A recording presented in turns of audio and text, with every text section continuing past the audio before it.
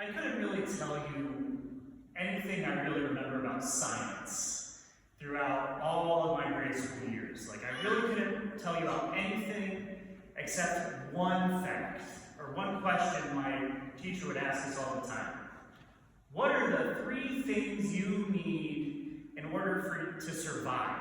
Whether it's an animal or yourself, what do you need in order to survive? He answered, food, water, shelter. That sounds right? Does anyone want a question? I think we're good, right? Yeah, food, water, shelter, that seems right? Our basic needs are met there, right? We're able to survive and thrive off of those things. But in my experience in seminary, in my experience with talking parishioners and my various assignments, and even in my own life, there's 3 other things that I think help us to survive, more in the spiritual sense, especially when it comes to relationships, having a holy and life-giving relationship. That is to be known, that is to be seen, and to be loved.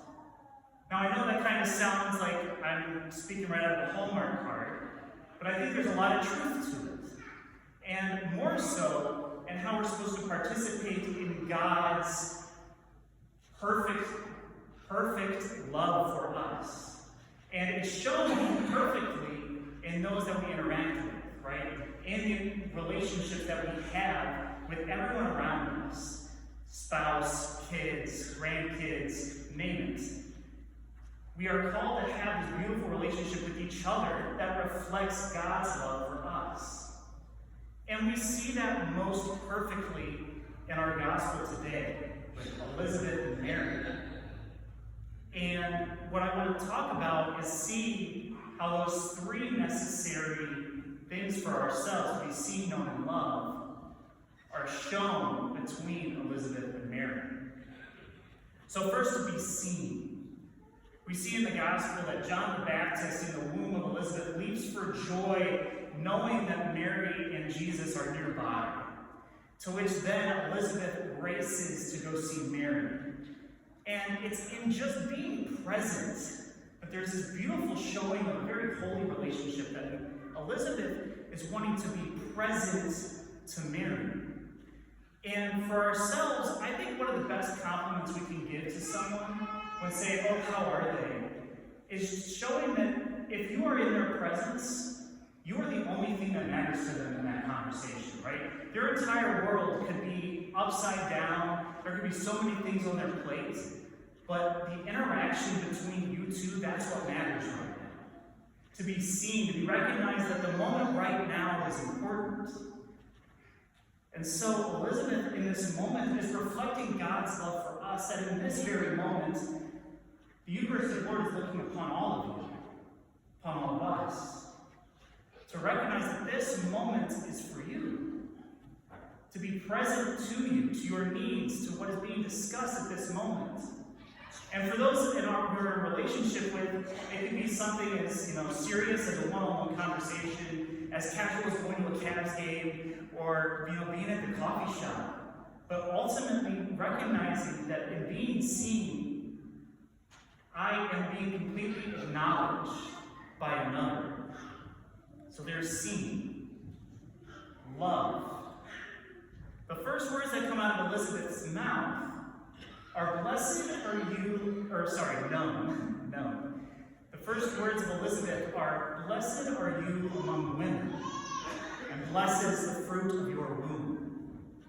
See, in this moment, Elizabeth is aware of how God's activity is present within Mary's life.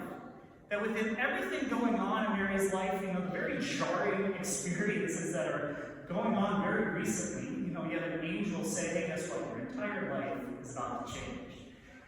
And Elizabeth here is acknowledging that and realizing something very beautifully is that we are here with each other. For those who we're in a relationship with, God is wanting to enter into that with us as well, with the people that we're around.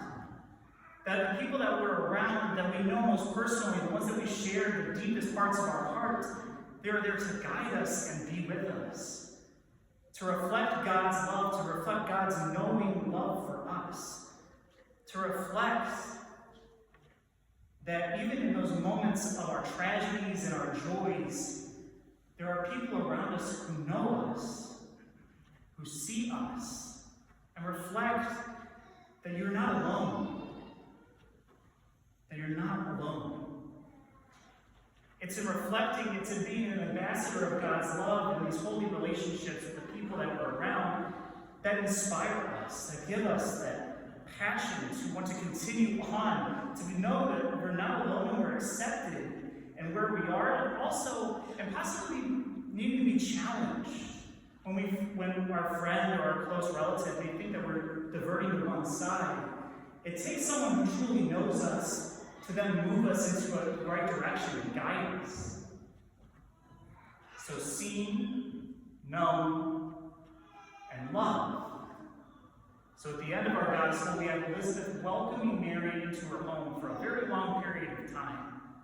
So it's not just that Elizabeth was, being present to her and knew something about her, I know this beautiful thing about you, yes, blessed are you among women. It's that she is cherishing Mary within her life. St. Thomas Aquinas has a beautiful quote defining love as willing the good of the other. Looking at another person and saying, I want what's best for you. And for those that we're in a relationship with, for those that see us and know us, they want to love us where we're at, to guide us for where we are in our life, and wishing the good for us. Again, challenging us where we need to be challenged, but letting us know that who we are shouldn't have to change.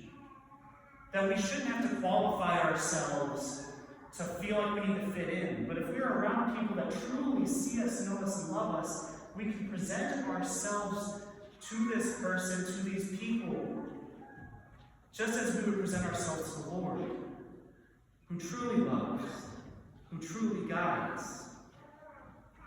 So my friends, this is essential. This is needed for ourselves in order to grow closer to the Lord, grow closer to those around us. So as we prepare these last couple of days, preparing for Christmas, I think it's important to ask, who are those people in your life where you do feel seen, known, and loved? And have an opportunity to continue to cultivate that, making that an opportunity of, in this Mass, saying, Lord, help me to engage in that more, in that relationship with whoever it might be. And also to encourage that within ourselves more, to see, to know, and to love others around us. And then also for those relationships where we feel that we may not be seen, we may not be known, we may not be loved. There may be some tension in the relationship. Bring that up to prayer in this Mass. Seeing how we can further cultivate God's love for that person, where there can be some love and human there. Allowing God's love to penetrate.